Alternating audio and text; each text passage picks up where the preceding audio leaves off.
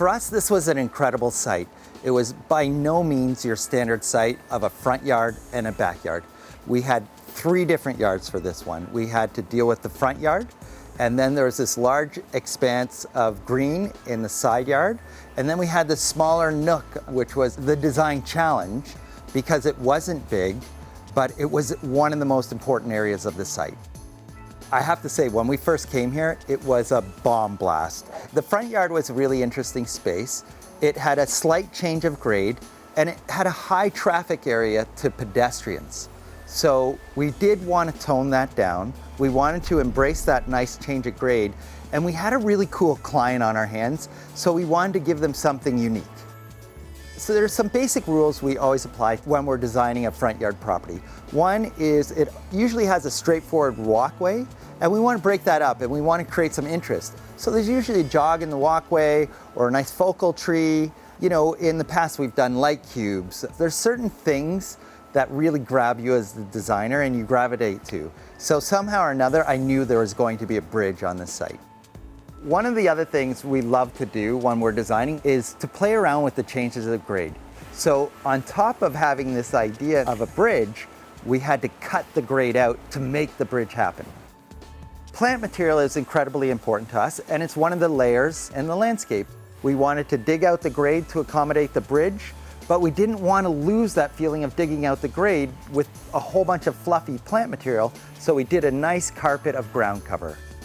Another thing we like to do is to hide the asphalt and park cars. So whether that means that we're doing a nice low hedge in the front to create some atmosphere and then embrace the borrowed landscape of the higher elements of the trees across the road or something like that, the idea is to tone down the asphalt and cars that are going by in the distance.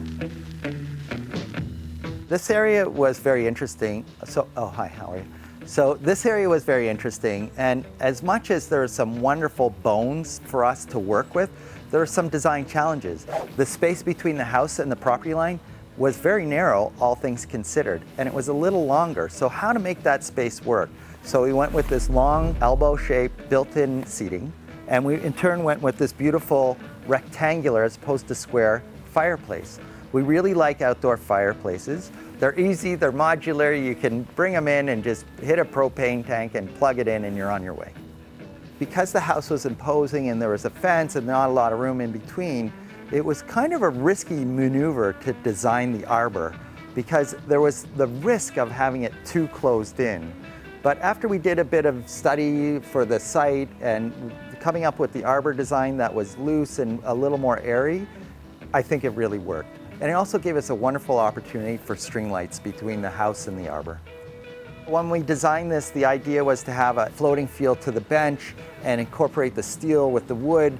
We love the combination of black steel and brown wood. The black and tan color combination is a killer in the landscape. The wood we used here was ipe. It's a beautiful high-end wood and it lasts for 50 years, so it lasts much longer. This is one of our favorite stones.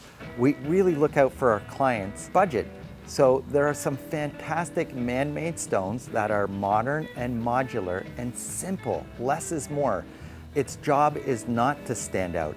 Its job is to be functional as to what you're walking on and spilling wine and spilling coffee on. Actually, this was kind of a difficult site for planting. So because the space was so small, we didn't have the opportunity to mass plant. So what we did is we took the plant material and we built it into the benches.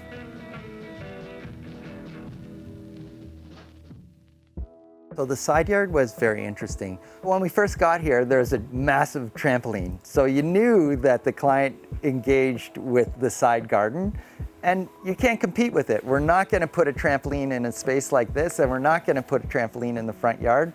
So it stayed where it was, and it's perfect. It's a wonderful lawn court, and we love lawn courts. Lawn courts give us an opportunity to calm a space down.